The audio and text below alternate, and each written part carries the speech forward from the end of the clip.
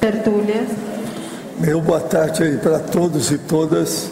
Hoje é dia 5 de janeiro de 2012, quinta-feira. O verbete é de número 2168. Tem 6 páginas, 46 logia e 27 máximos.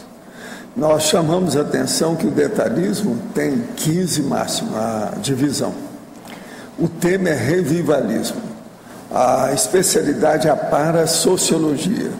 Quem redigiu esse verbete com muito detalhe e foi a nossa veterana professora Malu Balona, que está ali na cadeira das res e com uma assistência ali muito séria.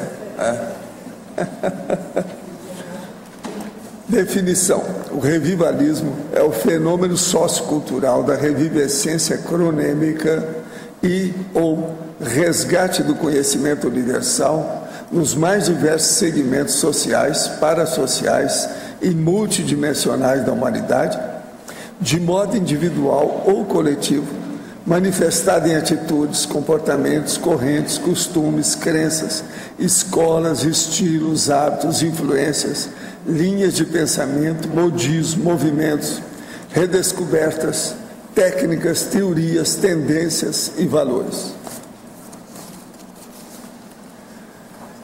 Eu chamo a atenção que a fatologia e a parafatologia, cada uma tem mais de 20 linhas. Eu vou ler apenas uns tópicos. Os excessos mórbidos na revivescência do Holocausto judeu, a decadência dos costumes, a correção da rota proexológica a partir do revivalismo lúcido, a retomada de teorias científicas extemporâneas, a preferência por estilos de vestimentas e penteados afins ao revivalismo inconsciente, a ecminésia do intermissivista ao aplicar trafores em automimeses antievolutivas, as evocações intermissivas saudosistas, a sinalética energética parapsíquica pessoal nas sondagens revivalistas, as energias das evocações coletivas nas comemorações humanas, a centrifugação do ego na espiral evolutiva, as influências extrafísicas revivalistas na labilidade parapsíquica, psicossomática e mental somática, a autocura de traumas na revivescência sadia do parapsicodrama. Na argumentologia, eu chamo a atenção para o tópico aqui, o parágrafo da taxologia, com 20 exemplos de aspectos revivalistas ambivalentes, homeostáticos ou nosográficos. Na remissiologia dos 15 itens, destacamos agente retrocognitor, antepassado de si mesmo, discurso da obsolescência, mesmex, prospecção seriexológica. Frase enfática: o revivalismo, quando autolustre e cosmoético, pode eliminar as automimeses dispensáveis pela identificação dos neoprogressos autoevolutivos rumo aos autorrevezamentos multiexistenciais. Você já identificou o fenômeno do revivalismo nos fatos e parafatos das experiências pessoais? De qual natureza? Sadio ou patológico? A bibliografia tem 4 fontes. Agora, mega-análise. São 20 itens aqui que nós destacamos, o João Paulo também. Revivescência, passadismo, flashback, retrocognitário, retropensenidade, extemporaneidade, saudosismo, nostomania, retrospectiva, autorrevivescência ou autorrevivência, holomemória ou holomemória, mnemotécnica, historicismo, historiografologia, retrocogniciologia, passadologia, anteriorologia, retrocons, auto-holobiografia e evocação. Eu quero dizer para vocês que nós até o momento estamos offline, quer dizer, estão fora do ar. O online ainda não está funcionando. Eu queria até agradecer alguém aqui de fora, não vou falar porque ninguém vai ver, não tem que esperar. De modo que eu entrego a professora... Pode falar. Malo, na coloquiologia, segunda e terceira linha, ao reviver o passado, melhora os tons de aquarela, ao invés de águas fortes ao carregar nas tintas.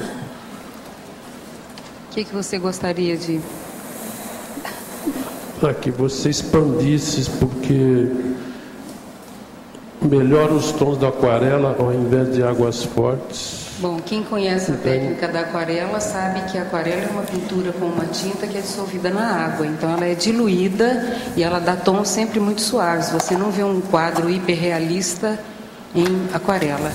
A água forte é uma técnica também de gravura, que é feita através de ácido, que é feito... O criador da gravura faz o desenho numa placa de metal, ele joga o ácido para corroer e aquilo depois vira uma matriz para ser como se fosse um decalque sobre o papel. Então, se a pessoa já carrega nas tintas na hora de lembrar do passado ou evocar, não precisa ser de outra vida, de retrocognição, pode ser nessa vida mesmo. A pessoa carrega nas tintas, põe mais energia, ela torna tudo pior do que foi. Ela, com isso, ela está calcando um padrão de energia que não é interessante. Aquilo não vai ajudar em nada. Então, na hora de evocar, na hora de recordar, de reviver o que é muito necessário, principalmente nas retrocognições, fica claro que a gente precisa disso. O ideal é colocar os tons mais leves. Não é passar a mão na própria cabeça, mas é tornar tudo mais suave, para diminuir a carga energética pesada que está ali. É correto. Eu perguntei porque eu não entendia bem o que é um tom de aquarela. Mas tudo bem, foi bem explicado. Agora, mais para todo mundo, né, Arlindo? Porque às vezes a pessoa não sabe, a gente faz uma comparação, ou usa uma expressão, mas a pessoa não conhece aquela linha de trabalho. Agora, na proverbiologia, primeira e segunda linha, Plussa chance, plussa la même chose. A professora Mariana não ia gostar muito da pronúncia. Changer, mas tudo bem, a gente entende. Plus ça change, change, plus c'est la même chose. Change, né? Plus ça change, plus c'est la même chose. Quanto mais muda, mais é a mesma coisa. É um provérbio que se usa muito para isso. E o recordar é viver, é porque a retrocognição, ela não é meramente uma lembrança, pelo menos na experiência que eu tenho. É uma vivência real. Aquilo se repete com a mesma carga de energia, emoções, sentimentos. Então, muita gente fala que recordar é viver e não está errado. Então, é o seguinte, porque isso aqui, quanto mais muda, mais é a mesma coisa, né? Eu não entendi realmente de direito o que significa isso, porque...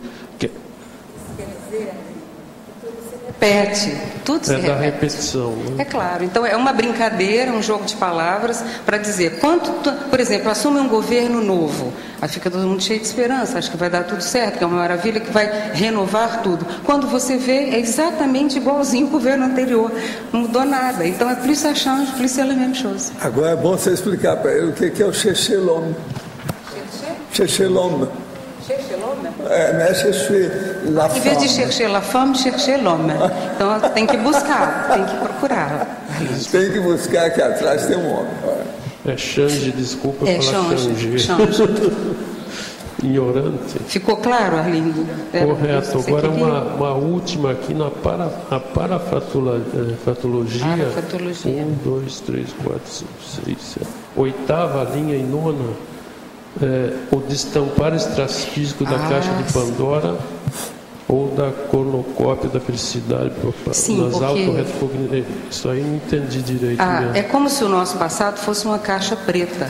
Quando a gente começa a ter as retrocognições espontâneas ou provocadas, assistidas ou patológicas, a gente nunca sabe o que vai aparecer. Então, essas duas imagens da mitologia, da caixa de Pandora, que é onde tinha todas as desgraças do mundo, e só ficava um elemento dentro da caixa de Pandora, que era a esperança, o resto só tinha coisa ruim. Então, era destampar a caixa de Pandora, é uma expressão que quer dizer deixar sair tudo que não presta. E na mitologia é essa figura. E a cornucópia da felicidade é também uma figura da mitologia, que é uma representação como se fosse um chifre de uma mulher segurando um chifre. É uma santa, é uma deusa da fortuna, e ela segura aquela cornucópia e dali sai tudo, os bens, todo que a pessoa tem, fortuna, felicidade, enfim, tudo que a pessoa almeja. São metáforas técnicas para a gente pensar que o passado, ele revela tudo, seja o que é positivo ou negativo. Ficou claro? Ok, obrigado. Nada. E lá, patologia, o revivalismo inevitável nas reconciliações. Quer dizer, viver de novo, inevitavelmente, quando se reconcilia? Ou a que está referindo, Mari? Eu me refiro nas reconciliações, é quando a pessoa está com aquela marca, aquele trauma, aquele vínculo de uma situação que não foi boa do passado, dessa vida ou de outra. Quando há interesse de um dos dois lados se reconciliar, é inevitável que um dos dois lados reviva a situação passada, que traga, mas naquela época você fez isso, foi aquilo. Então é um revivalismo que a gente faz na hora de fazer a reconciliação, até para clarear. Às vezes houve um problema de comunicação, simplesmente. E quando é feita a revivescência, a gente consegue explicar, não, mas a minha intenção não era aquela, ou tal coisa, você entendeu mal, não era dessa forma. Ficou claro, Mercedes?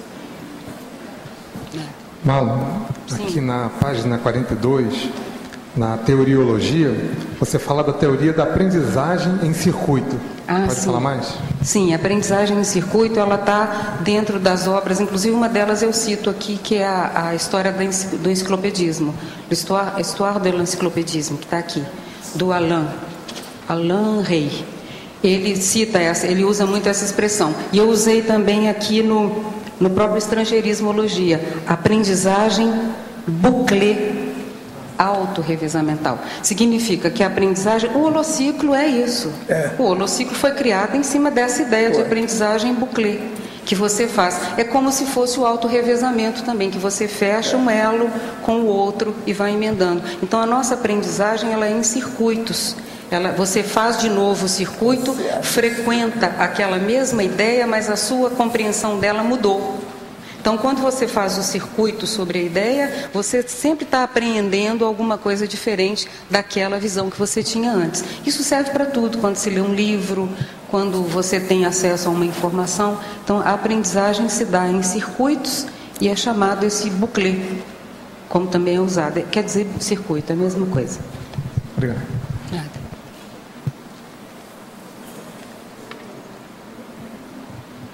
Alô, Malu. Aqui a Vera. Oi.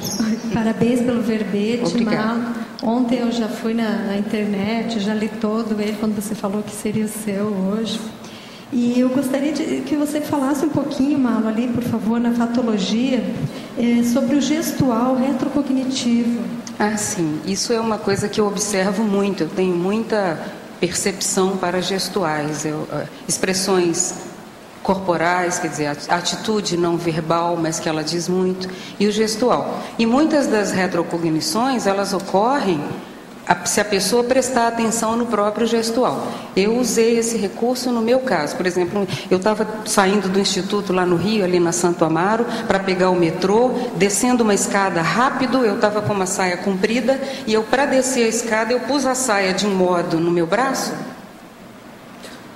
que eu segurei a ponta, era uma técnica que se usava para descer a escada no passado, principalmente aquelas em caracol, com aquela roupa longa e as mangas penduradas.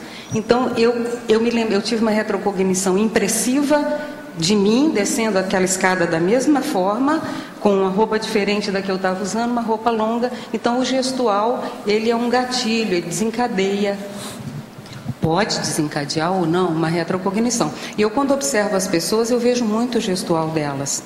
Por exemplo, você vê uma pessoa que sai de um ambiente bem socialmente baixo, de poucos recursos, e a pessoa tem modos nobres de alta educação. E você vê pessoas nascidas em ambiente fantástico, com tudo, com toda a disponibilidade, e a pessoa tem gestos vulgares de alguém que não teve educação. Então, a educação, essa que vem com o gestual, é aquela que você não perde. É um tipo de educação que fica impregnado na sua paragenética. E essa percepção é muito forte para se ter as retrocognições. Tá, obrigada. É o paraverso. A gente conhece a distância. E ali na parafatologia, Mala, na quarta linha, de baixo para cima, os encontros de destino com ex-duplistas de vidas pregressas. Isso acontece a toda hora, né? É por minuto. Isso aí, toda hora a gente está cruzando, mas principalmente em viagens, quando você ou está fazendo o trabalho mesmo da tarefa de esclarecimento, da docência itinerante, ou quando você visita um outro país, ou quando você mora naquele outro país. Você tem a oportunidade de reencontrar pessoas que fizeram parte do seu passado de modo muito íntimo. Eu coloquei duplista, mas foi uma forma um pouco genérica. Na verdade, são ex-companheiros ou companheiras do passado. Por isso que tem tanto rolo no dia a dia com essa questão afetiva, porque quanto mais você fica uma figura pública e acessa mais pessoas, mais isso acontece. E às vezes é uma pessoa para você dizer oi, tudo bem, aí você casa, fica 8 anos, tem filhos e coisas desse tipo, que era para dar bom dia só. Porque a pessoa confunde uma condição com a outra, entende? É muito comum. Então, obrigada, Amanda.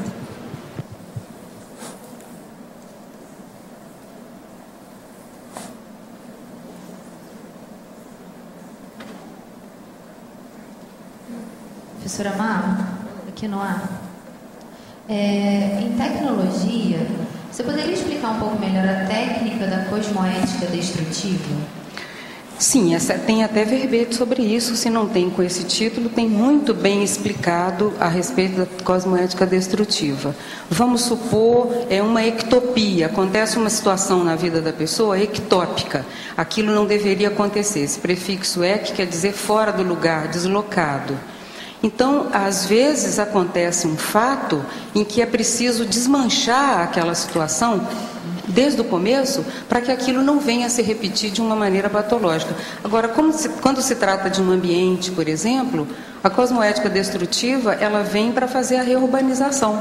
Então, você vê, há lugares na Europa que foram totalmente destruídos na Grécia, ou até por cataclismo, coisas desse tipo, e, no entanto, isso é positivo porque vem para renovar. A cosmoética destrutiva é que para você reconstruir certas coisas, seja relações, ou um ambiente, ou uma situação, é preciso às vezes acabar com tudo e começar do zero, porque não dá para aproveitar os alicerces daquele contexto.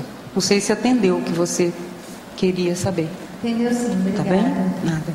Mauro, ali na página 41, na fatologia, lá na quarta linha de baixo para cima, tem ali as atitudes revivalistas desviantes da autoproexis. Sim, vamos supor, Daiane, a pessoa tem uma profissão, ela teve essa profissão em algumas vidas, vamos supor, na área artística, e ao chegar aqui, ela repete aquela condição. Ao invés de partir para uma outra, ela faz aquilo que é mais fácil, ou seja, como ela tem aquela capacidade, aquela habilidade já desenvolvida, a tendência é repetir as habilidades desenvolvidas. As aptidões, elas são ótimas, mas dependendo do modo como elas são usadas de uma maneira desviante. É como outra aqui que eu abordo, a questão da equimnésia do intermissivista, que usa o trafor na área errada. Ele tem muita disciplina, então ele resolve ser militar de novo. Entende? Isso é um revivalismo que é desviante. Esse é um exemplo clássico que a gente vê aí. Pessoas com muita habilidade, com muita capacidade, mas ectópicas dentro do veio, do viés que elas pegaram para desenvolver. Tá?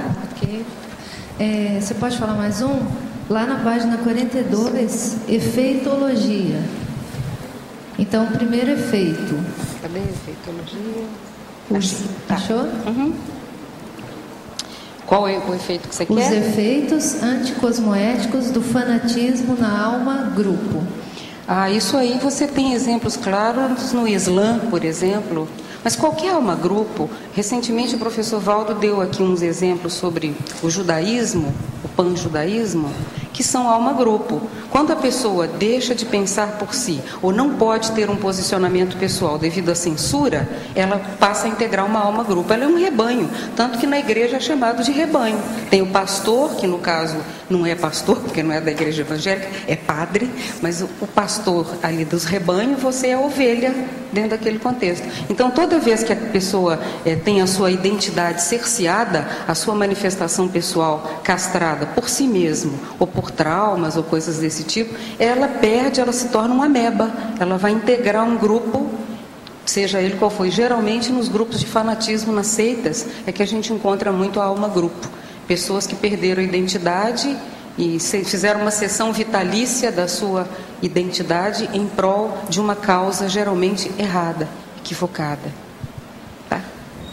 Malu, na página 41, aqui no B, na terceira linha, na patologia de baixo para cima, é possível aprofundar as somatizações ignoradas nos processos revivalistas? Sim, porque quando você revisita o seu passado, seja através de uma retrocognição ou inconsciente, você tem só um parapsiquismo impressivo numa viagem que você faz, ou um ambiente que você visita, quantas vezes isso é comentado, e a pessoa passa a somatizar males daquela vida.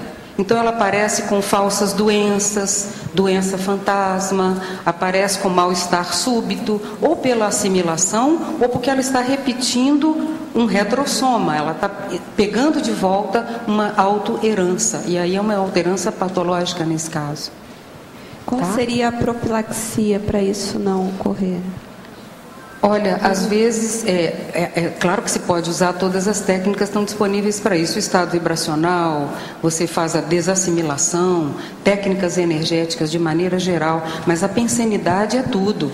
A questão é não se deixar sucumbir pela pressão extrafísica do passado, porque você não é mais a mesma pessoa.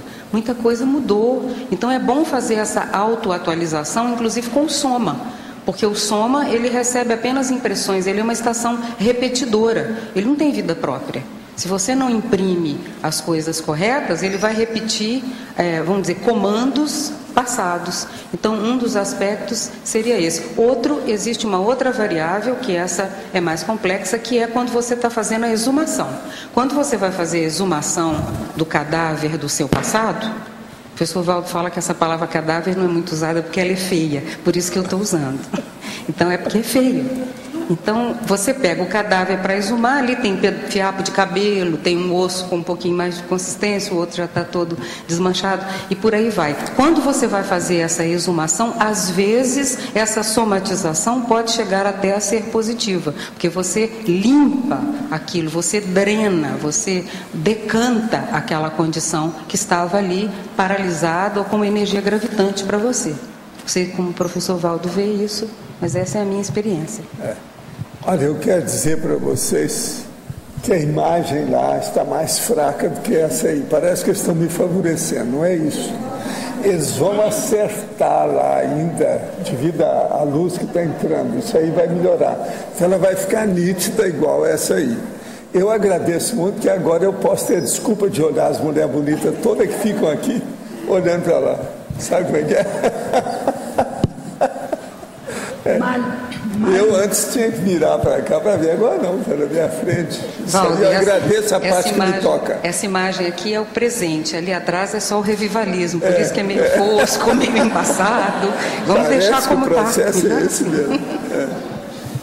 Mas olha, sobre o revivalismo, eu estou vendo aqui uma parte do livro aqui do nosso amigo que dessomou agora, o Christopher Hitchens, aquele que escreveu que Deus não é grande, como a religião envenena tudo. Então tem um trecho que ele faz o seguinte: a relutância geral das autoridades clericais a proclamar uma condenação clara, seja o Vaticano no caso da Croácia, ou os líderes sauditas ou iranianos no caso de suas respectivas confissões, é uniformemente lamentável. Assim como a disposição de cada rebanho de retornar a um comportamento atávico à menor provocação. Isso é o revivalismo. O atavismo. Olha, vou ler de novo essa última frase. Assim como a disposição de cada rebanho, entre aspas, de retornar a um comportamento atávico, a menor provocação. Você sabe que isso é instinto, né? É a alma grupal, alma grupo. O comportamento atávico é típico da alma grupo, do rebanho. Ele analisou bem aí. Você sabe que esse homem teve em tudo quanto é lugar que teve guerra, né? Por isso que ele falou dessas coisas de religião, porque ele viu a religião por trás de todas as guerras. E é verdade. É terrível. Aqui em Leal, para a patologia, a terceira linha de baixo para cima, assistência aos parapsicóticos pós-hepáticos imanidados pela reviviscência recorrente. Poderia clarificar isso último, não? Sim, a revivescência recorrente, vamos supor assim, um exemplo bem claro, lá em Carcassonne, tem na porta da cidadela, na Cité, na entrada, está lá sentado um camarada com o cabelo nos ombros, tocando um violão que parece um alaúde, e ele está na mesma imagem do trovador, do bardo, do menestrel do século XIV, por aí. Então, ele não saiu dessa condição. Ele está numa condição recorrente. Então, no extrafísico, é a mesma condição e pode ser muito mais agudo, porque a pessoa plasma uma para-realidade daquilo que ela vivia, um trauma, uma guerra. Por exemplo, durante o nosso congresso de projeciologia lá em Barcelona, em 1999, a professora Marina comentou de uma projeção ali, onde ela entrou num ambiente baratrosférico e que ali havia um cavaleiro montado, com a armadura, tomando conta de um burgo, de uma cidadela, como se ela existisse. E ele devia estar assim há quantos séculos? Então, nessa condição do revivalismo, você reencontra personalidades de época que você pode, de alguma forma, esclarecer, ou pelo menos doar energia para que ele recupere parte da sua lucidez e possa ser encaminhado. Segundo o professor Valdo, nessa oportunidade lá em Barcelona, foram desativadas algumas filiais de baratrosfera lá sobre a cidade de Barcelona. Isso permitiu um resgate em torno de 3.000 consciex nessa condição. Então, é bastante produtivo a gente entender isso aqui, que quando você vai fazer aquela sua viagem de férias, de passeio, vai visitar o velho continente, o velho mundo, tem que lembrar dessa condição que muitas pessoas não tiveram o privilégio de nascer aqui, estão ali imantadas em processos recorrentes, revivalistas, e que você quebrou aquele elo para poder viver uma outra realidade que é a que você está vivendo agora. Isso faz a gente dar valor para o que a gente vive agora. A Laura devia estar aqui hoje, né? A Laura. A equipe do Monarquia deveria estar presente para fazer jus. Ali tem um representante. Eu, como não tenho nada a ver com isso, estou aqui simplesmente servindo de mensageira. Você sabe que eu sou uma pessoa gentil, educada, então eu procuro transferir as informações, tá? Fala isso não, que o povo vai te baiar aqui. Marlos mesmo. Cirle aqui no ar. Pode falar. Fatologia, penúltima linha, os revivalismos no psicodrama do livro Cristo Espera por Ti. Tem vários, né, no livro. Quem lê o livro vê que ele começa, o primeiro capítulo já abre com uma situação que vai parar dentro de um quadro de psicodrama, de parapsicodrama. E ele termina dentro de um quadro de parapsicodrama. O parapsicodrama é você reunir os personagens, eles vamos dizer, fazem uma investidura de outra época para eles poderem representar os seus dramas, seus traumas, suas dificuldades e com isso ter uma outra visão.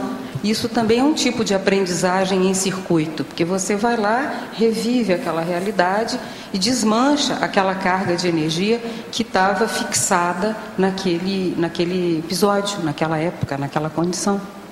Respondeu aí a sua... Sim, sim. Logo na sequência tem também a maxidissidência a partir da paraprofilaxia no revivalismo. Sim, você faz uma maxidissidência do seu próprio passado. Isso é muito comum na retrocognição ou nas visitas a ambientes históricos ou até na recordação, na remembrança, na evocação de situações passadas. Você quebra aquela linha de raciocínio você desata aqueles nós. Então é muito comum essa condição de servir para você fazer uma maxidissidência de você mesma, de linhas de conhecimento, de ambientes que você frequentou, de situações que você viveu, que não correspondem mais à sua realidade. Se o seu foco de interesse mudou, você não pode ser a mesma pessoa. E mexe com você. Quando você faz novas escolhas, adota novos interesses e aplica essa adoção numa tarefa física que você realiza, constrói, é evidente que você está fazendo reflexos sobre o passado. O passado não muda, mas você muda.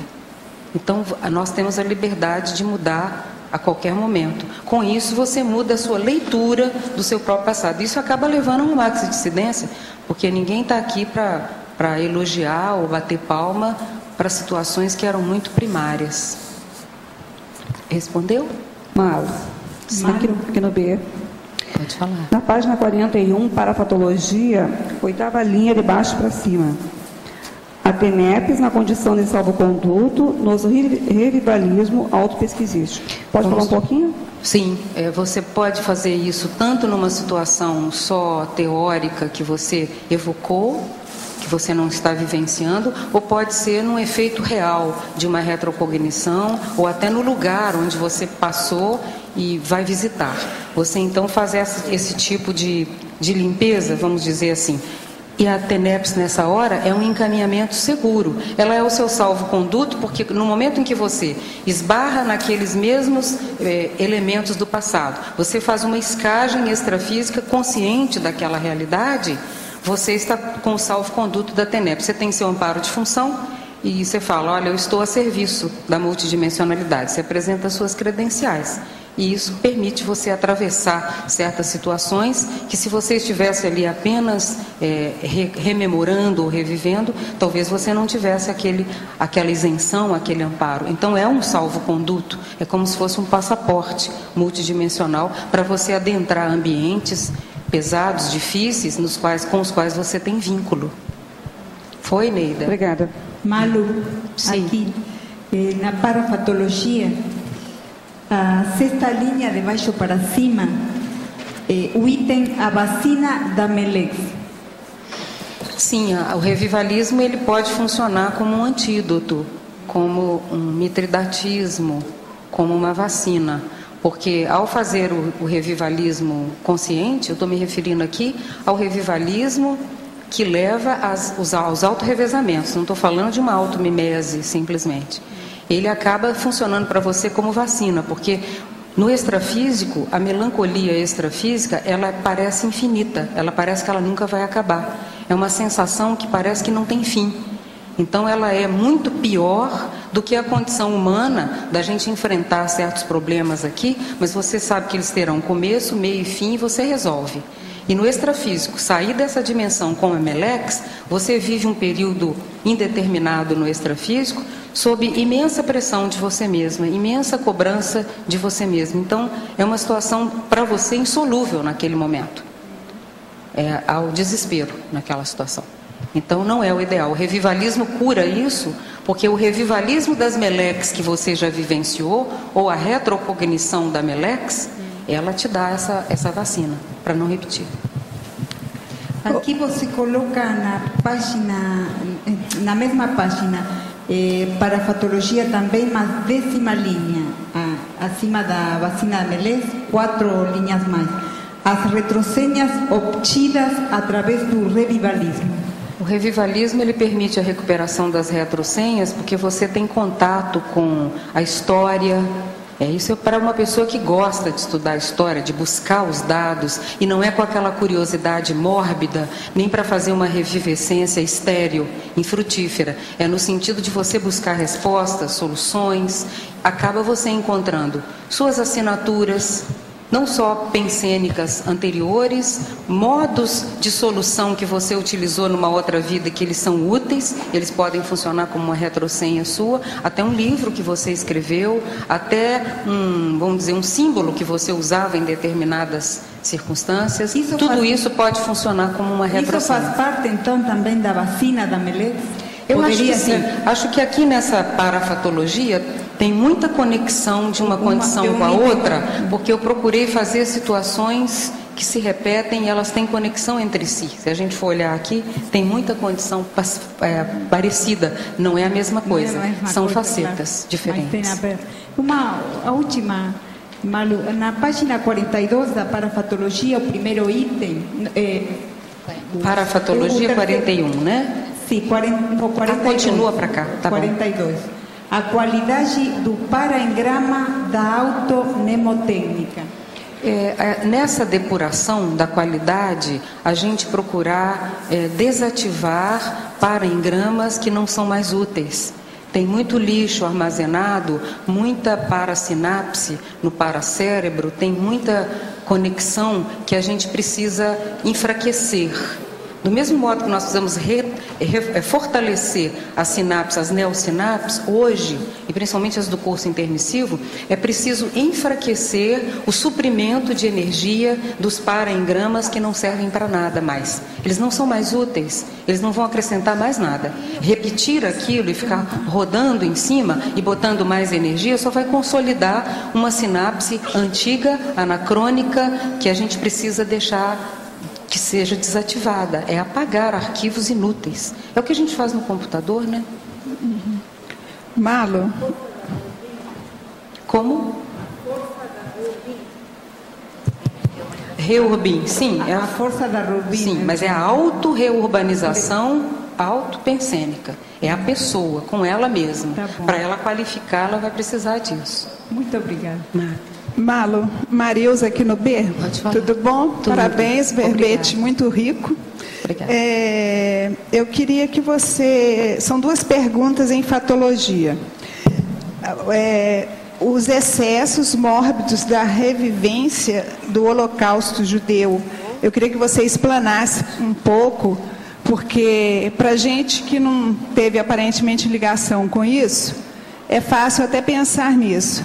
Aparentemente não teve. Aparentemente. Eu fui bem clara. É isso mesmo. Como fica, por exemplo, agora já está muito longe, os descendentes dessas pessoas, porque segundo o que consta a história, o Holocausto foi o pior momento da humanidade, o maior crime contra a humanidade. Como é que fica isso? Qual é o segredo de não ser mórbido para essas pessoas nesse momento de reviver? Eu acho que o que foi explicado anteriormente está bem de acordo, que é a qualidade do paraengrama da automnemotécnica. A memória você vai guardar para quê? Se ela é só um lembrete, a gente usa aquele lembrete, qualifica aquilo e ponto final. Agora, as comemorações incessantes, o levantamento desse álibi para poder fazer coisa pior, por exemplo, nessa revivescência patológica do panjudaísmo e de todas essas maracutaias que existem do ponto de vista político na questão judia, concordo. Judaica, você tem que ver que isso aí está dando dinheiro para alguém, senão não estava tendo esse tipo de auê.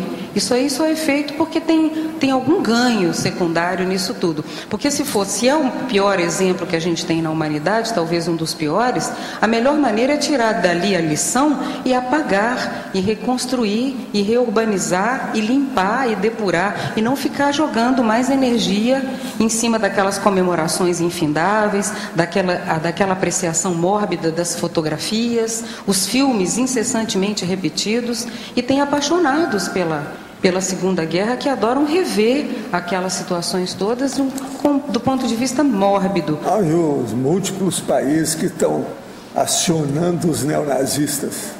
Até aqui tem. Tudo Paraná. Isso está por aí, está bem recente. Os doidos. Então, os neonazistas são os piores revivalistas desse povo todo.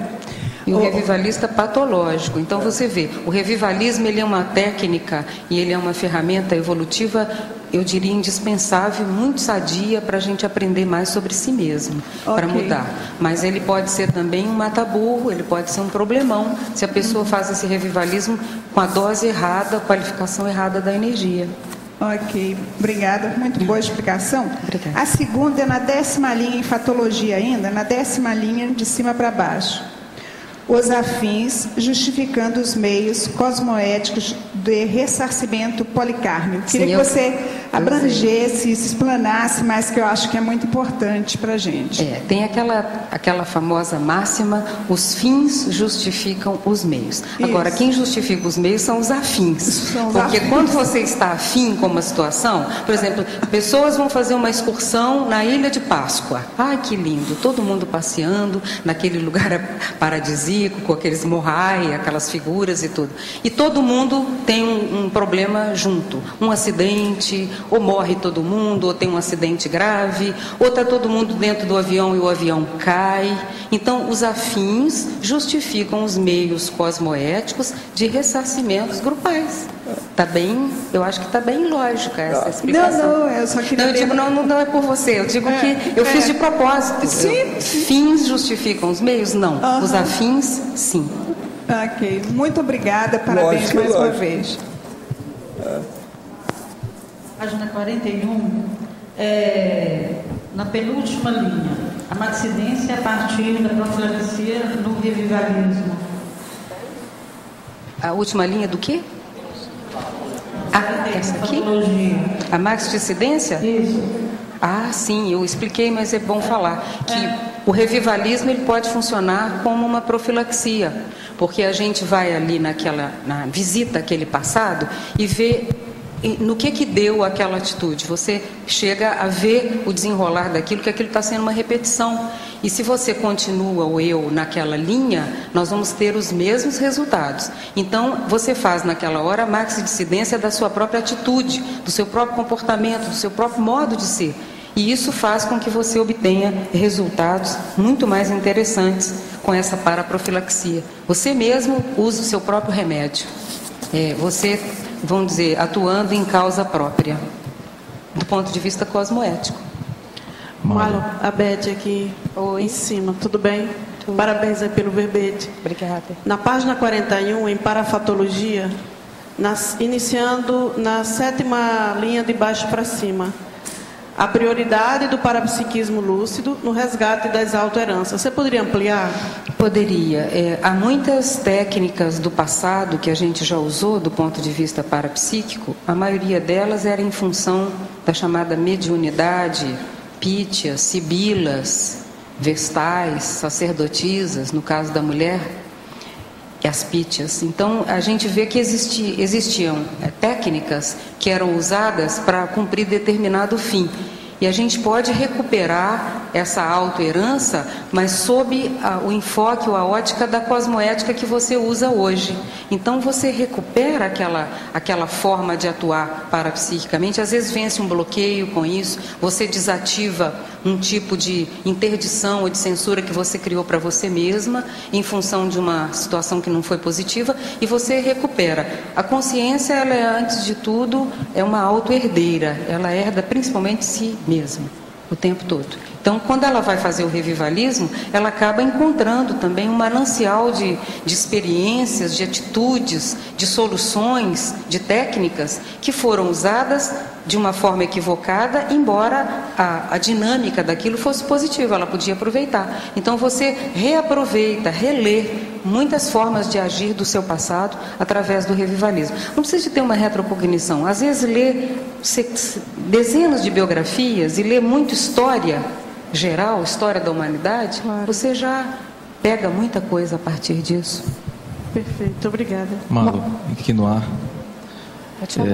Eu queria ver se eu conseguia expandir aqui na 3ª linha de baixo, começa na 4ª linha, na página 42 do Parafatologia.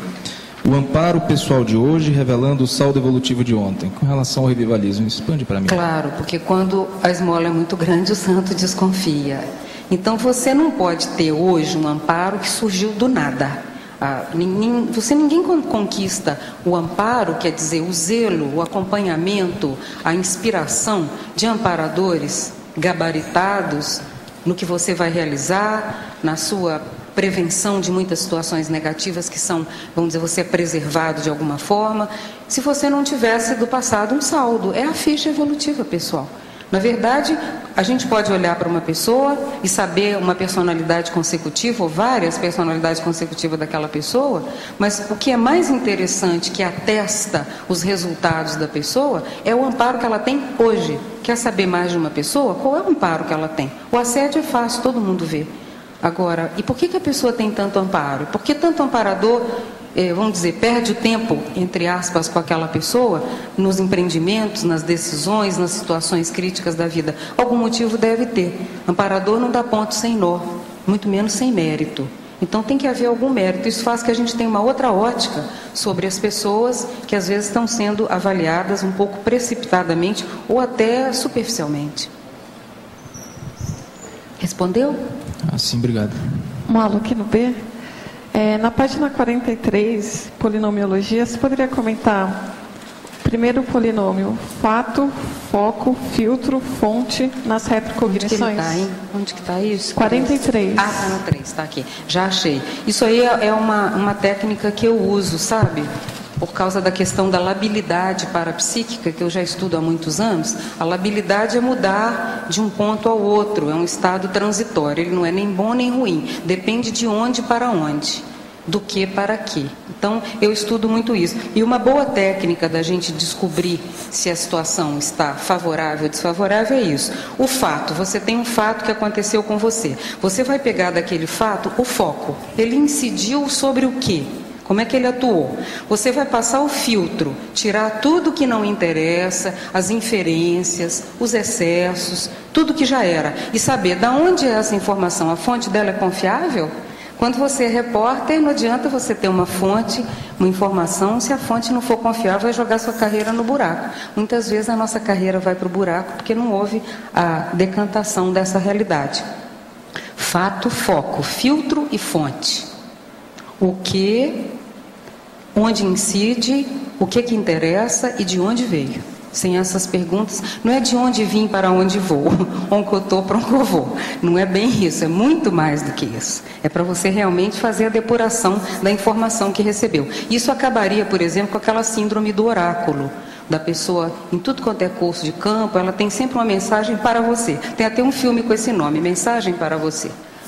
Então, sempre ela tem uma mensagem, alguma coisa que precisa, que você está precisando, mas ela jamais faz uma reflexão íntima, que quem sabe a mensagem era para ela. Então, essa volta para si é a aplicação do polinômio, fato, foco, filtro, fonte. E essa questão, ela pode ser bem melhorada a partir do emprego desse polinômio. Tá bem? Quem era?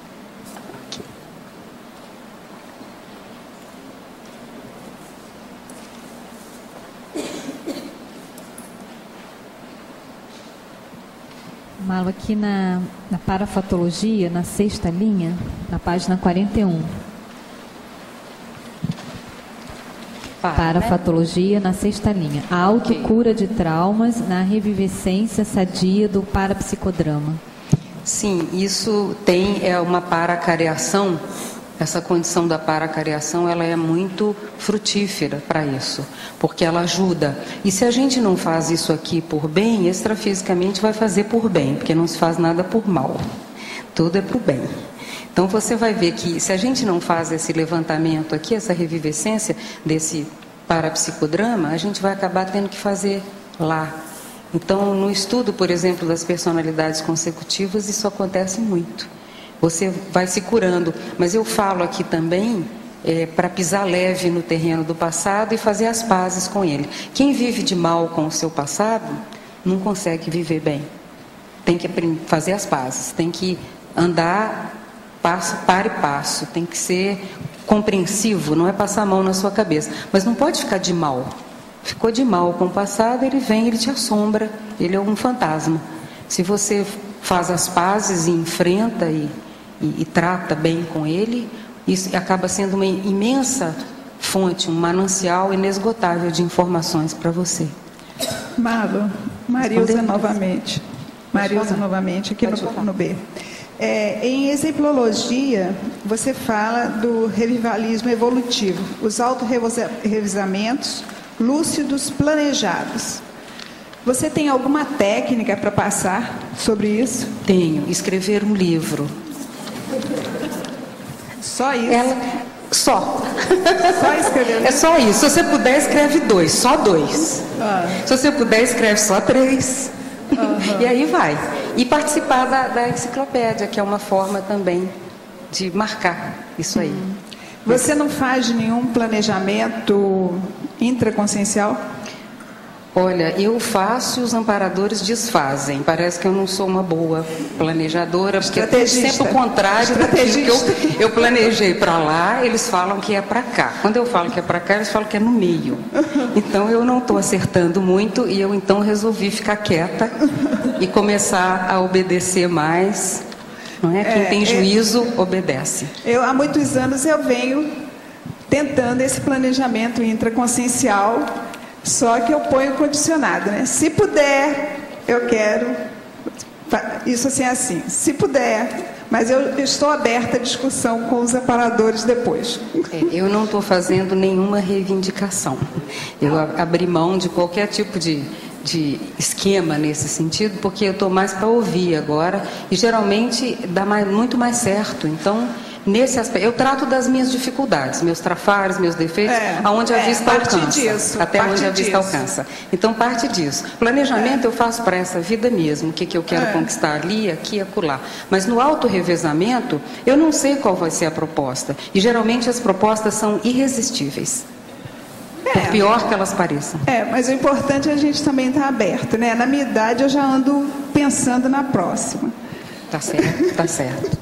Marlo, aqui de novo no ar, partindo um pouquinho, voltando para a questão que a Cristina falou, da autocura de traumas de revivescências sadias do parapsicodrama, na realidade, em questão saúde e doença, na tua opinião, a manifestação de algumas doenças ou algumas patologias até somáticas seriam casos de revivalismo patológico, ou seja, poderiam ter sido enfrentados de alguma maneira por um revivalismo sadio que não foi enfrentado de maneira adequada e que com isso estariam trazendo... O que você fala sobre isso? Eu concordo com você. Por exemplo, você tem uma vida que você dessomou depois de uma longa história de um processo determinado sistema do corpo que você tem ali como locus minori resistência. Nessa vida, como você está fazendo mais força, está tentando acertar daqui e dali, aquilo aparece temporariamente como se fossem pequenos surtos daquelas pendências, como se fosse também uma depuração. Então eu vejo que muita doença é cura. E muita cura é pseudocura, porque a doença vai aparecer lá na porta do mesmo jeito, porque a atitude não foi mudada. Então, nesse meu estudo de autocura, eu vejo que, eu falo até aqui num dos pontos aqui do verbete, eu abordo isso, o adoecimento providencial. Eu falo do adoecimento providencial. Ele é providencial porque ele é uma ajuda, é para ajudar você.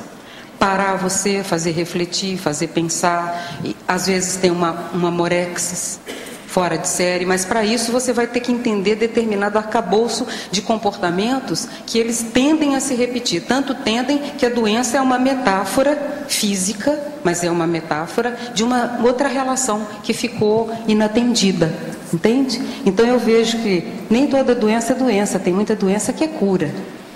É o jeito de expressar, é uma linha de expressão para aquilo. Ou às vezes até para te manter na linha, dependendo do caso. Te cercear de alguma forma, mas para te ajudar, muito positivo. Aqui no D. Fala. No caso, assim, eu sou um revivalista assumido, assim, que eu gosto muito de estudar coisas de história, principalmente a história do parapsiquismo. E ao mesmo tempo, quando você acha essas coisas, você falou de achar o lado negativo assim, do passado, como você lida com isso? É melhor mexer naquelas feridas ou deixar aquilo ali assentar com o tempo, superar? Como você lida com esse processo? Olha, eu lido hoje bem, porque eu acho que tem um tipo de fluxo para essas rememorações ou para esse trabalho que não é você que dá. Esse fluxo, ele vem, os fatos orientam as pesquisas. Quando os amparadores acham que é sadio para você mergulhar em determinada linha, retro-autobiográfica ou até grupal, eles te dão os elementos. O livro vem parar na sua mão, a pessoa do passado, da personalidade consecutiva, vem até você e te procura. Então a gente nota que existe um fluxo que não tem nada a ver com a ansiedade pessoal, tem que acabar com o ansiosismo. Se houver ansiosismo, algum nível de morbidez, esquece. Vai ter que ciscar, mas sempre não vai achar o terreno correto. Então, essa postura íntima de fazer as pazes com o passado ajuda bastante, porque os amparadores observam se você tem estrutura emocional e qual é o uso da informação que você vai fazer. É com que objetivo que você vai levantar aquela lebre, como se diz? Para quê? Qual que é o objetivo? O que você vai fazer com aquilo? Mera curiosidade? E a gente vê então que enquanto não há aquela figura da psicanálise que eu uso aqui no verbete também, que é a formação reativa, a formação de reação. A pessoa sabe que aquilo é negativo, mas tem um prazer mórbido em falar daquilo. É o médico que foi torturador e que gosta de cirurgia para cortar, qualquer coisa dele já quer tirar fora, corta, resolve. É uma forma de formação reativa. E também, essas questões ligadas à monarquia e tudo mais, estimulam o ego da pessoa. A pessoa se sente, queira ou não, um pouco superior, porque estava numa escala da humanidade, socialmente falando, privilegiada. Enquanto houver esse resquício no fundo, e falar porque se sente bem para falar, mesmo falando mal, falem mal, mas falem de mim. Isso é a típica formação reativa, que é essa figura da psicanálise, que é uma dissonância cognitiva também, porque você tem a informação mais atual, positiva, e, no entanto, prefere ciscar no ambiente que está sujo. E qual é a intenção ao fazer isso? É para ficar sujo de novo? Você ainda, vamos dizer, justifica alguma daquelas ações, daquela situação? Ou você já passou por aquilo, já largou de vez, aquilo não te interessa? Então, enquanto não há uma saturação real do passado da gente, que a gente não quer mesmo repetir, os amparadores não vão incentivar uma lembrança, uma participação, ou você estar cara a cara com a sua estátua do passado, porque isso não vai te trazer absolutamente nada, a menos que você já esteja fazendo um trabalho de fundo, silencioso, de bastidores, seu, intimamente, com aqueles amparadores. Eles sabem por que você está fazendo aquilo, eles sabem por que você está buscando a informação. Não é gratuita, não é superficial. Então, essa ânsia pelo passado, ela piora tudo. É melhor fazer as pazes com ele. É melhor fazer um programa de reeducação, porque a gente não acertou em muita coisa, outras coisas são aproveitáveis, é tudo ambivalente. Não tem uma coisa só má ou só ruim. Então, a gente tem que ver essa ambivalência, por isso que o tema é neutro. O revivalismo é um tema neutro, porque você entra por uma porta, ou pela porta da frente, ou pela porta da cozinha, ou até pelo banheiro, depende da situação. Então, vale a pena saber como é que eu vou entrar no tempo, como que vai ser a minha entronização no ambiente do passado. Eu vou com que objetivo? Com que cartas na manga, do ponto de vista cosmoético, com que nível de amparo eu vou fazer isso? Enquanto houver curiosidade mórbida e superficialidade e engrandecimento daquilo, que é o mal, porque é enaltecer o mal. Então, ao enaltecer o mal, a gente cai de quatro. E da minha experiência pessoal em relação a isso, cada vez que a gente mais mergulhar, acha uma coisa negativa, parece que você quer mergulhar mais para justificar aquilo. Não pode ser tudo ruim, tem que ter alguma coisa boa. Como o professor Paulo falou para mim, você quer um bambúrrio, né? E não tem bambúrrio nisso. Não tem. Você vai só mergulhar, vai piorar, né? Agora, parece. Jarbas, eu uso uma técnica o seguinte: se os amparadores que são os amparadores, que têm a minha holobiografia na palma da mão, principalmente o evoluciólogo, que sabe dos aspectos mais recônditos da minha manifestação, se eles me amparam, apesar de todas as minhas dificuldades, eu não posso fazer diferente. Eu não posso degradar a ação deles fazendo uma ação autopunitiva, de autovitimização ou de antibenignidade. Se eu estou fazendo isso, eu estou sabotando, jogando no buraco o trabalho dos amparadores. Então, se eles veem em mim um foco sadio, por que eu abordaria o meu passado sob um foco patológico? Não vejo razão. Eu vejo de aprendizado. Eu vejo de consulta, de banco de dados. Então, é por isso que eu falo aqui também a história oficial e a para-história. Quem tem a para-história é você. A história oficial interessa. Ela vai... Não, eu acho que no sentido mais assim, não dourar a pílula, né? Você ter maturidade, falar, não, aquilo foi ruim e é ruim, mas eu superei isso. Continua ruim, mas eu estou muito bem. Hoje eu não sou mais assim. Eu não sou o mal. Eu estou muito bem, apesar do meu nome ser malo. Segundo o Valdo, quer dizer maçã, é latim, é do latim, quer dizer maçã. Malo, aqui no B.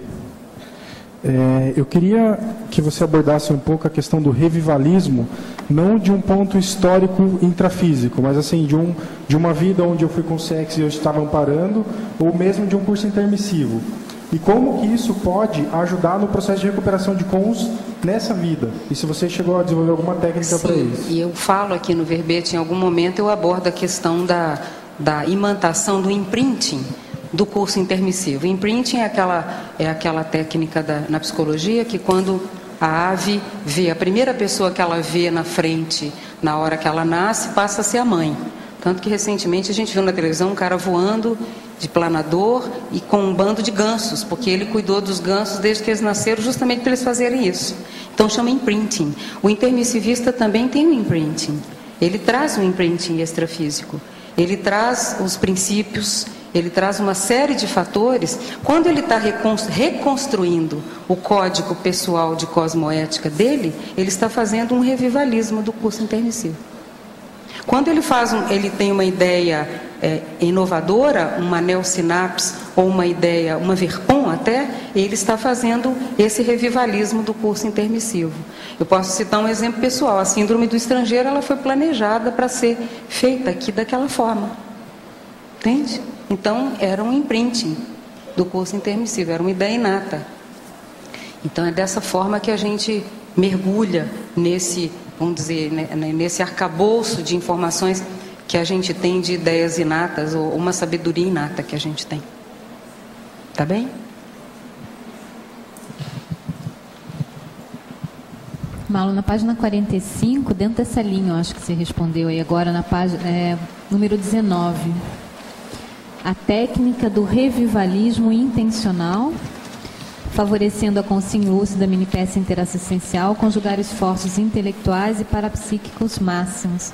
Você pode falar mais dessa técnica do revivalismo intencional e o resultado, né, dessa conjugação de esforços? Posso sim. Eu vou citar, Cris, para isso, o exemplo da minha viagem que eu fiz à França no período de 31 de agosto a 17 de setembro. Ela desencadeou uma série de processos aqui relacionados a esse tópico. Por quê? Porque eu fiquei em descoincidência vígio praticamente durante o período todo. Eu conseguia não só saber a intenção da pessoa, saber o que a pessoa estava pensando. E não era bom. É uma condição que eu não vivi de uma forma agradável, aquela condição. Mas eu vi como necessária para o tipo de experiência que eu precisava, né? Eu fui lá para fazer a exumação de um determinado processo. Então me ajudou muito. Conjugou todos os esforços, inclusive do ponto de vista somático. Teve essa confluência, essa conjugação. O ganho é enorme. No momento eu vejo assim que para nós ainda é à custa de muito esforço, pelo menos no meu caso. Muito esforço. Mas que o revivalismo intencional, ele foi intencional sim, eu sabia exatamente aonde que eu estava pondo a mão, em qual cumbuca eu estava pondo a mão. Eu sabia, eu estava perfeitamente informada dessa condição. Mas isso não reproduz aquilo que eu vou viver lá. Então, quando você planeja alguma coisa, é igual você planejar a sua ProEx quando você está no curso intermissivo. É tudo um processo teórico, na parapsicoteca, você vê lá na tela, tal, tem as energias, tem tudo. Uma outra coisa é portar um corpo humano. Portar um corpo humano e estar aqui trabalhando com o cérebro físico, com esses milhões de influências que a gente sofre por minuto, estímulos, né? Sofrer no sentido de vivenciar, não sofrer com isso. Eu vejo que é muito diferente. Então eu me senti assim arrastando uma máquina pesada, que eu podia ser muito mais se eu tivesse livre daquela condição. Você entendeu? Os meus esforços teriam sido menores para poder conseguir o que eu consegui naquelas circunstâncias. Eu vejo assim, são situações hard, são situações limite, acid test. Eu acho que não é para todo mundo, acho que não sou exemplo e não vejo que seja uma técnica para todo mundo. Agora, para mim funciona. No meu caso, é uma coisa que me ajuda bastante. E aí você classificou, você colocou como palavra-chave aqui a condição da taquirritmia, né? Onde que entrou a taquirritmia nesse efeito, né? Porque a taquirritmia, ela conjuga os esforços intelectuais e parapsíquicos. Ela é a conjuntura. Isso, ela que ajudou a eu entender aquele mecanismo como um todo. Para que tanto esforço? Para que tanto parapsiquismo? Para que tanta parapercepção? O que eu vou fazer com isso? Por que precisa de ser assim? Então, me vem a ideia de que para chegar na taquirritmia, a gente tem que passar por uma espécie de um corredor polonês, pelo menos no meu caso.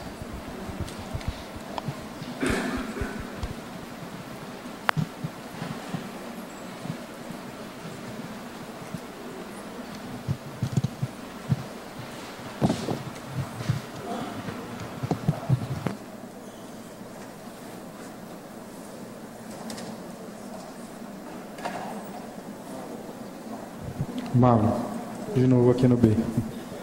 Dentre dos seus processos de revivalismo, qual foi o principal, os gatilhos que mais aconteceram? Foram gestuais, foram situacionais, foram em locais, foram música? O que mais causou revivalismo em você dentro dessa sua pesquisa? É difícil você elencar assim, uma hierarquia de fenômenos, porque muitos deles, a grande maioria, é relacionado com as assistências prestadas da interassistência. Porque se perguntar para que tudo isso, só tem um objetivo aqui nisso tudo, que a gente deixa aqui. Por isso que a parafatologia é tão grande, porque tem muito mais importância a questão extrafísica, multidimensional, parapsíquica, bioenergética, do que os fatos em si. A história ela é muito insossa até certo ponto, porque ela é uma repetição infinita. Mas o que faz a diferença é que você não é mais a mesma pessoa. Quem muda o contexto do revivalismo é você. Quem acrescenta a nota diferente, chamativa, interessante, é a sua presença, porque você tem uma outra visão dos fatos. Então isso te dá essa condição. Eu não posso dizer assim, porque sincronicidade perdeu até o sentido, porque é muito mais do que a sincronicidade. Não é a sincronicidade, é o recado direto, a conexão direta. Eu quero até citar aqui um exemplo interessante, que vale a pena, ilustrativo, de uma sincronicidade. Nós chegamos num hotel em Carcassonne, no dia 7 de setembro, né, a nossa data nacional aqui. E no hotel onde nós entramos, tinha um quadro que é escrito à mão todo dia, que é o calendário da agricultura. O calendário da agricultura, ele é escrito lá. O calendário de agricultura, o almanaque dos eventos da agricultura, Nostradamus fez uma série de publicações a respeito disso, que ele era um especialista na questão da agricultura, favorecia lá as plantações, as coisas. E o recado que estava lá, ele tinha relação direta com tudo isso. Então não adianta eu falar aqui em francês, porque não vai dar o mesmo sentido. Mas no dia 7 de setembro, na França, se comemora o calendário de uma santa chamada Sainte Reine, quer dizer, a Santa Rainha. Mas Sainte Reine é um nome e serve para Regina, Roxane, Rocelane, serve para todos esses nomes. Então, o francês é engraçado porque ele é materialista e ateu, mas ele festeja a data do santo, ele não festeja tanto o aniversário da pessoa. Por exemplo, se você chama Filipe, o dia de São Filipe, todo mundo te dá presente, é por causa do calendário católico dos santos. E quando não tem um santo, eles inventam um para a pessoa não ficar desantada, você entendeu? Então põe lá um de empréstimo para você. Então o calendário dos santos, ele tem um valor extraordinário. Na França, um país materialista, mergulhado no mais profundo materialismo, muito mais do que a data de aniversário. Então naquele dia, a Sainte Reine, ela é a santa que tem a ver com a Regina, com os nomes, todas as pessoas comemoram. Então estava dizendo assim, a Santa Rainha, não depois de uma semana, pode semear o grão, você pode plantar que vai nascer. Então aquilo é uma mensagem completa, não é uma sincronicidade só. É uma mensagem completa, tem um sentido, em todo sentido, aquilo que está ali diz, não é que parece, ou é simplesmente uma possibilidade, ou uma intenção. Aquilo está bem claro como uma mensagem direta para você. Então, quando começa a ter essa linha de mensagem direta, assim, o tempo todo, é uma condição que favorece muito, porque você começa a perceber o fluxo dos acontecimentos. Não sei se você ajudou aí a responder. Marlon, aqui Pode no falar. ar. Pode falar. Aqui na página 45, item 20, eu queria que você aprofundasse a questão do temperamento. O que facilita, o que pode prejudicar a questão dessa falta de conhecimento do próprio temperamento? E como a pessoa pode melhorar isso? Você vê que eu estou usando aqui uma figura que é a têmpera. A têmpera é dos metais. Quando você quer um metal que seja bastante resistente, forte, você vai temperar ele no fogo até ele alcançar aquele nível de resistência. Não é meramente a resiliência, é a têmpera mesmo. Então, temperamento é uma palavra que tem essa raiz, têmpera. Você imagina para forjar, no sentido não de falsear, mas de criar aquele tipo de temperamento ali, quantas vivências para se chegar naquilo. Quer dizer, ele foi forjado a partir de muitos experimentos. Por isso que, quando os posicionamentos cosmoéticos do passado que foram tidos, eles aparecem refletidos no seu perfil de hoje. O perfil de hoje é reflexo do posicionamento de ontem. E a questão do temperamento, por exemplo, um temperamento pusilânime, que é o contrário desse aqui que a gente está falando, né? A pessoa precisa estudar com muita seriedade a pusilanimidade. Ela é um trafar muito sério, que é a fuga das responsabilidades, é ficar atrás enquanto a pessoa que está na frente leva o tiro. Então, isso tudo precisa ser visto com muita seriedade, e o temperamento é o mais difícil de mudar, porque a gente às vezes também não está empenhado nos pontos mais necessários. Às vezes mudar um determinado ponto no temperamento dá um reflexo e faz um efeito halo benéfico sobre muitas outras atitudes. E às vezes a pessoa está mexendo no ponto fraco, errado, e ela não está tendo esse benefício, esse efeito halo positivo em tudo. Então é muito importante aquilo do foco, do filtro, da fonte, onde que você vai mexer. Qual é o ponto que, se puxar, você consegue uma configuração sadia muito maior do que ficar malhando em cima de um defeito ou de um trafar, que não vai fazer efeito nenhum, quase nenhum, sobre o todo. Então isso também está dentro da priorização. Você está entendendo aí, Eli?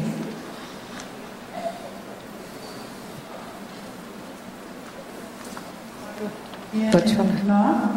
Referente à página 44, a comentologia, el item 14, pacificação, quero perguntar como fazer as pazes com o próprio passado quando você não tem acesso a esse passado. Como se faz? Onde o passado está?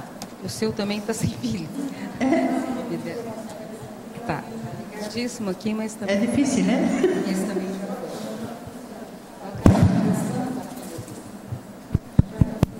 foi. Alô. Não, voltou um pouquinho.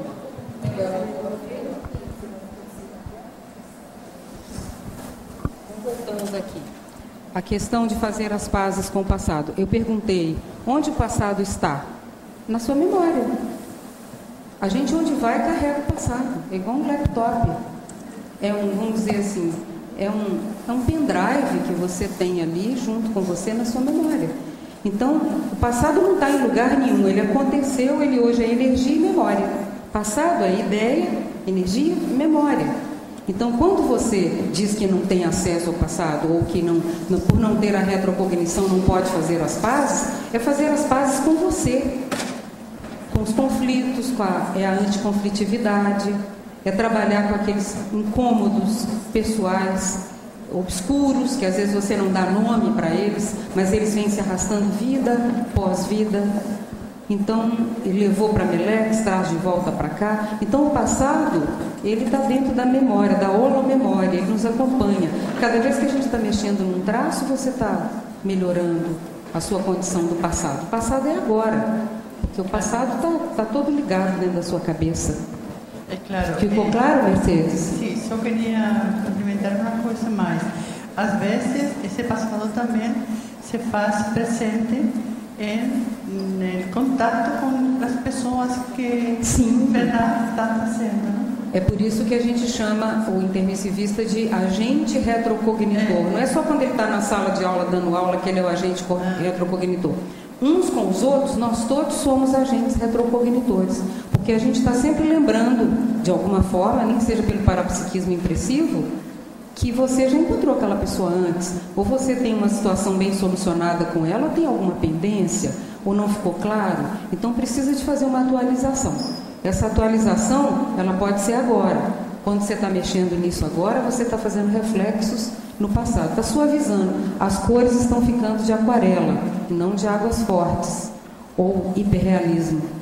Claro, porque o que você disse antes de que você trabalha consigo mesma e, logicamente, o passado também se reforma com esse trabalho que faz com você, não é isso? Sem dúvida. Você muda a ótica sobre o passado, você refaz, você reconstrói, você, vamos dizer, imanta uma outra energia naquele passado. Embora você não possa mudá-lo, você muda você já está mudando alguma coisa lá atrás. Nós vamos abrir um parênteses, sabe, de alguns minutos, tá certo? Pessoal, solicitamos desligarem os celulares e não teclar no computador durante o período da mega euforização. Procurar também não se movimentar. Obrigada.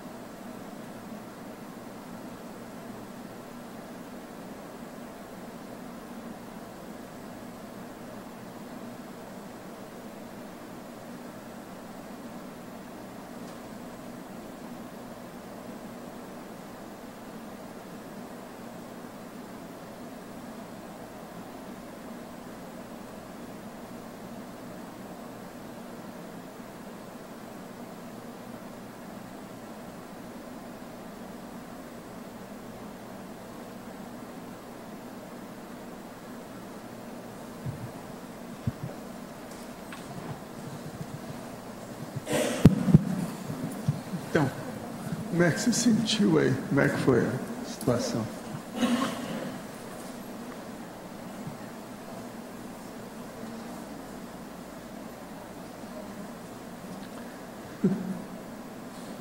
Está sentindo bem? Como é que está? Estou bem. Já senti ondas. Ah, é? E você, como é que foi? Está bem? O que você tem para falar para a gente? Eu senti, assim, no começo um pouco do pulsação aqui no cardiochakra, aí depois foi aliviando, aí depois senti bastante um fluxo de energia que vinha dos pés até a cabeça, assim, num ritmo bem constante, pulsante. Aí aquilo ainda permaneceu bastante. Aí depois parece que deu uma acalmada em tudo no final, e aí parece que acalmou, assim. Você agora está bem? Estou bem. Então tá. Então valeu, vocês são muito fortes. Todo mundo aqui está com muita energia. Está esterilizando. Agora não sei se vocês têm muita compreensão do assunto, né? Ela é mais nova, o Daniel já é mais antigo. É mais antigo, ele sabe mais das coisas. Vamos em frente, muito bom, obrigado.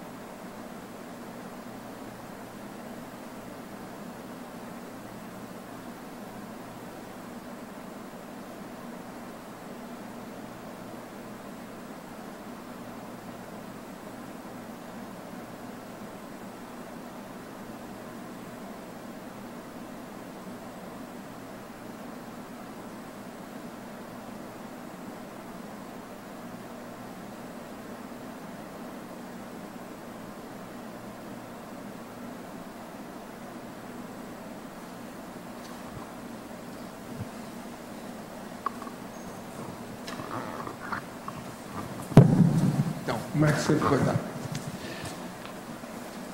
Começou, eu senti energia aqui, e nessa energia sentia-se o pulsar, mais energia a chegar. Fui sentindo os chakras, ao início bastante o cronochakra, mas o mais trabalhado foi o frontochakra e o corono, bastante. Está sentindo bem agora, né? Está bem? Agora estou ótimo. Estava muito fresco aqui. E agora no fim parecia que a energia deslocava-se mais para o lado da Grace. E como é que foi lá? Okay, at the beginning I felt a kind of waves, strong waves coming through. It was a warm kind feeling in the whole body, and then the waves get a little bit back. Afterwards it come back in new waves. I felt it very, very intense in the heart chakra and all over. And more at the end, I got an impression as if my psychosoma was trying to turn around inside and to going away. And there comes a new, softer kind of wave again, and I felt my heart chakra again very strong. And now, are you in good way? And now I'm kind of trembling inside. I'm feeling well, but everything is shaking. Yeah. This is normal. This is. Yeah, I felt it again. Yeah, okay. In the beginning, I feel a lot of energy in my head, and then I start feeling energy in my body, and it was like symbol infinity, going up, up, up, and then I feel a lot of empathy with you, like you have helped me a lot, and make me reflect over how I can help other people. Are you in good shape now? In good way? A bit. The position, situation. Yes, a bit trembling, but okay. Trembling. Yes. Everybody is very good. Many energy, a big, movement about the energy here. And they huge this situation. Very good. Very good stuff we have.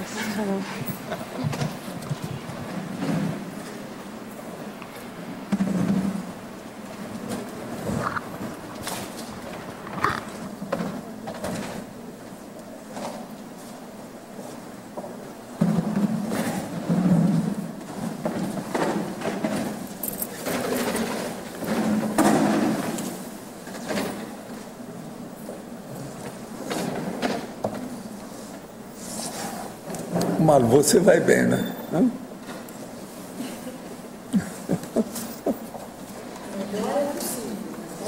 Então tá. Gente, a aula continua com a professora Malu. Por favor. Às vezes, né? Eu quero fazer uma pergunta, é o seguinte, eu tenho observado assim alguns verbetes que caem justamente nesse dia, né, na mega euforização.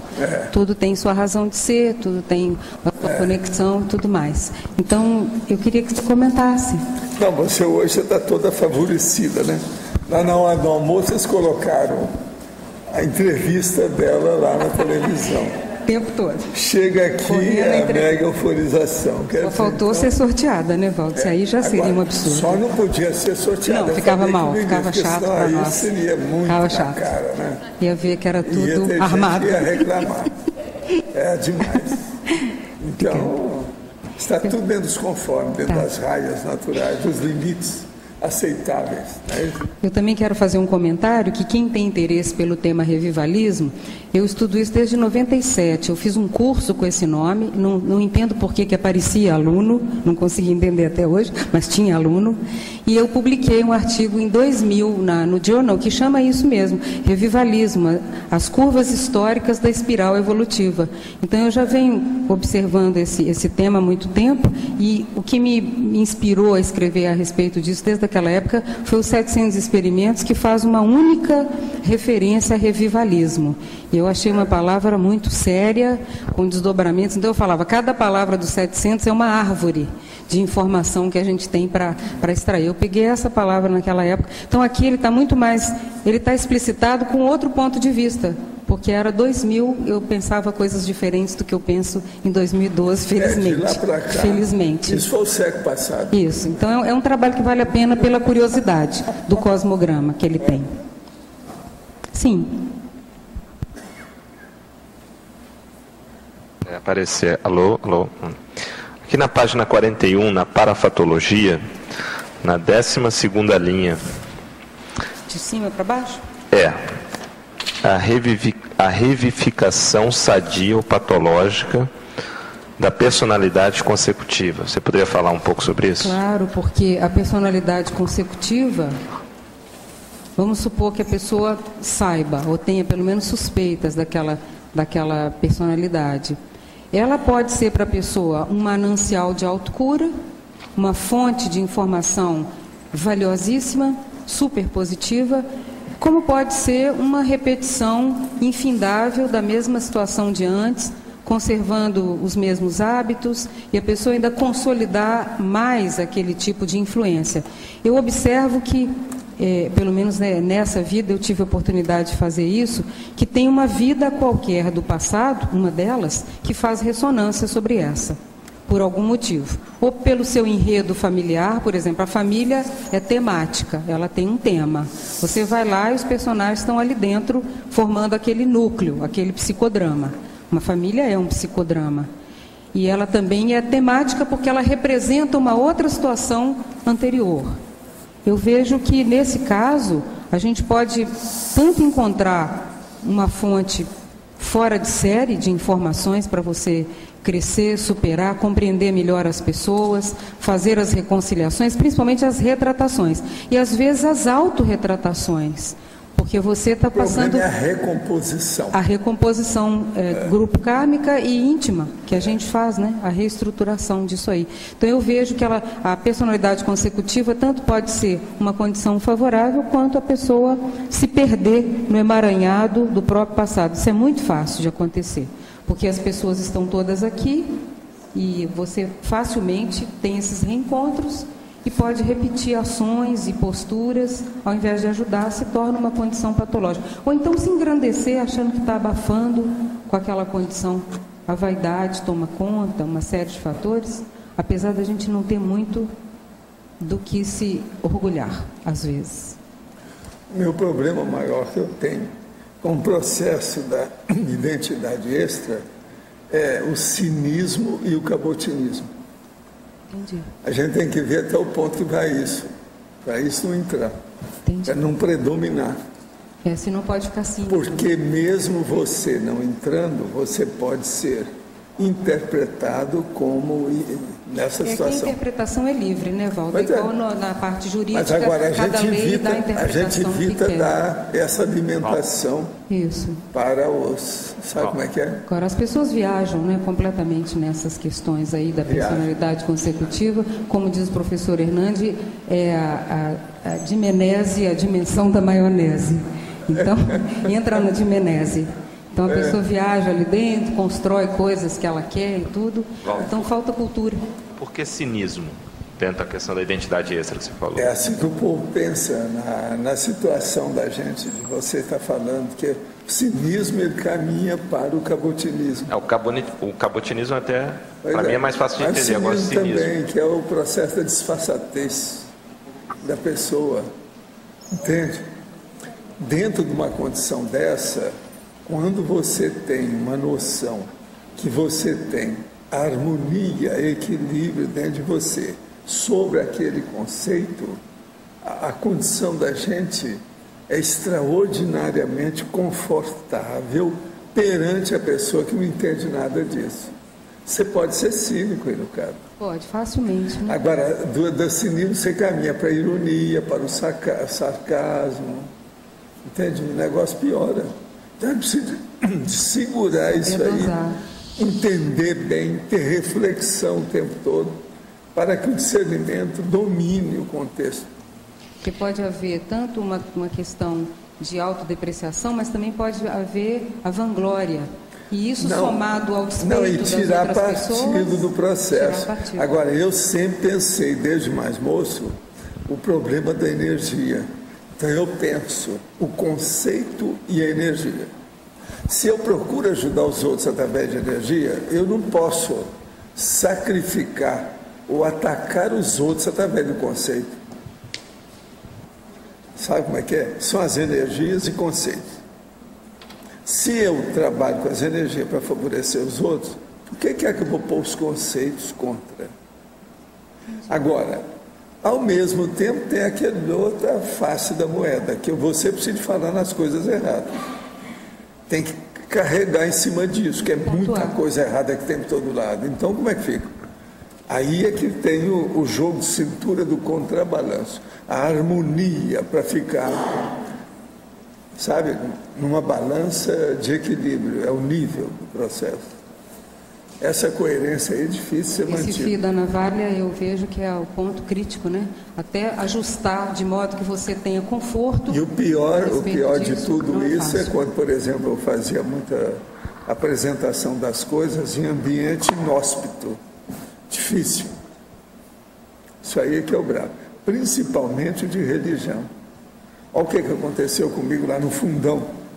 A hora que eu falo o negócio, veja bem, fizeram uma semana falando sobre o processo de energia. E o nosso amigo lá, que era especialista, levou a caixa orgânica, aquele negócio todo, que é meu amigo.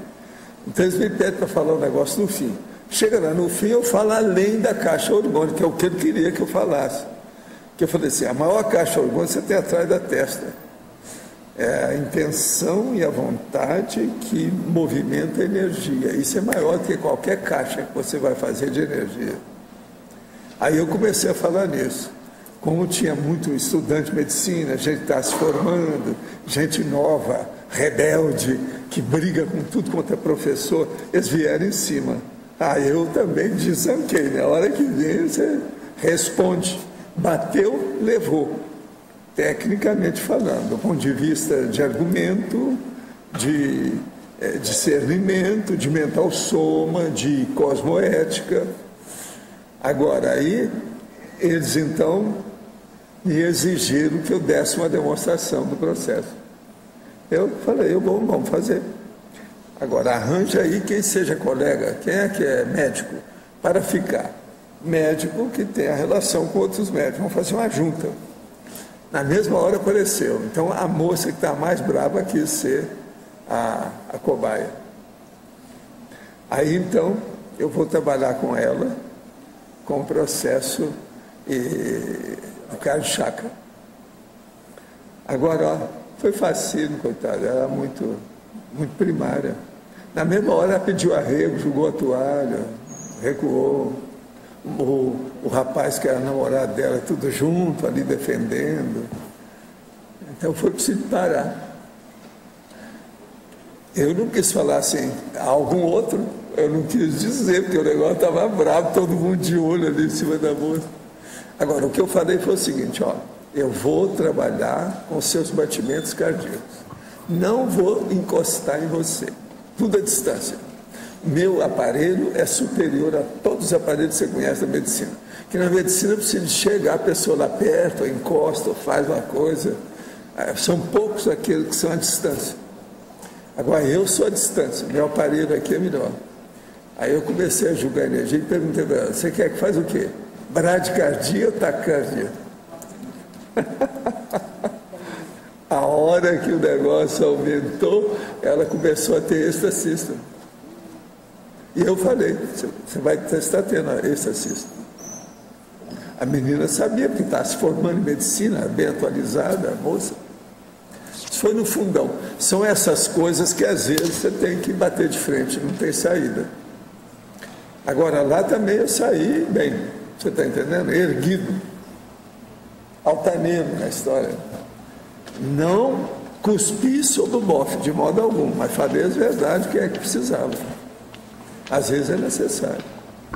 Senão a gente fica vendido com os assediadores naquele momento. E lá eles estavam encerrando, nós encerramos com esse ato uma semana de atividade deles em matéria de energia e processo parapsíquico, isso no fundão, entende? O cara veio de fora falando lá, nosso amigo lá da Caixa Orgânica, ele era muito bom, o maior professor aqui do Brasil. Agora, Malu, quando é que nós vamos ter outra aula sua? Precisa você marcar ele. Ela precisa fazer pelo menos mais 100 aulas dessa, não é isso? Tá certo? Quer dizer, 100 aulas, quer dizer, não precisa dar nenhuma aula. 100? Se for 100, é fácil. Então, 101. Eu já tenho algumas preparadas. Nós contamos com ele. Obrigada. Os nossos comerciais, por favor.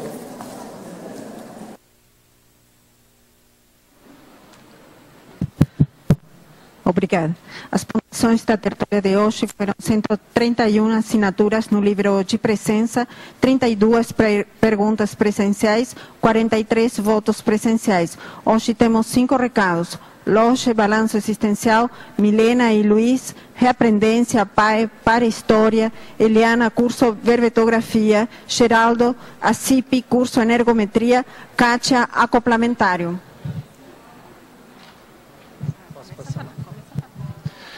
Pessoal, para quem deseja, então, aproveitando aí a linha do verbete de hoje, para quem deseja estudar um pouco mais a questão da história, dos períodos históricos, a Reaprendência oferece, o PAI, o Programa de Aceleração da Erudição, uma turma especial sobre história e para história. Serão 9 obras que a gente procurou aí abordar os principais períodos da história, principalmente aqueles que a gente coloca como hipótese que tem uma relação com o grupo da Conscienciologia.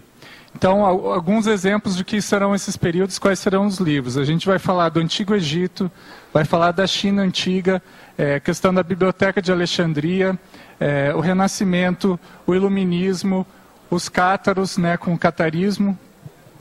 E além dessas 9 obras, nós teremos também 3 aulas, que são aulas específicas de contextualização histórica, que eu vou pedir para a professora Milena comentar com vocês. Olá, pessoal, boa tarde. Para que a gente possa aprofundar os estudos com enfoque na para-história, a primeira aula do PAI será uma exposição e discussão da própria historiografia. Como os historiadores eles produzem o conhecimento, quais são as vertentes historiográficas e objetivos de pesquisa. A segunda e a terceira aula será uma exposição da linha do tempo da história da humanidade. Vai desde a pré-história até os dias atuais. E o objetivo é situar os principais eventos da história dentro de uma cronologia. Então, quem quer estudar para a história, a gente inicia então com o próprio conceito da história. Aguardamos vocês lá então. Obrigada. Então, as aulas são aos domingos pela manhã, pode ser feito tanto de forma presencial quanto à distância. As aulas ficam gravadas, então se a pessoa perdeu alguma aula, depois ela pode baixar essa aula, esse vídeo. Começa no dia 5 de fevereiro, tá? São 25 vagas presenciais e 80 vagas online. Mais informações, o valor até o dia 30 agora desse mês, R$360. Tá? Depois disso, daí é um outro valor, esse valor de R$360 pode ser parcelado. Mais informações na secretaria do CAEC ou pelo telefone 3525-2652. Obrigado. Pessoal, boa tarde. Gostaria aqui de convidá-los para o curso Balanço Existencial, que ocorrerá agora no próximo mês, entre os dias 18 e 21 de fevereiro, então, próximo mês, no período do Carnaval. A ideia do curso é ajudar a pessoa a fazer um balanço da sua vida, desde o momento em que nasceu até os dias de hoje. Então, aproveitar esses 4 dias do Carnaval para fazer um verdadeiro pit stop, uma parada nos boxes, para poder aí fazer esse levantamento do saldo da sua programação existencial. E também fazer um planejamento das metas e estratégias para os próximos anos, visando o aumento ou a melhoria da performance na execução da programação existencial. Nós vamos contar com 19 professores, uma série de atividades, e a temática principal desse ano é Grupocarmalogia.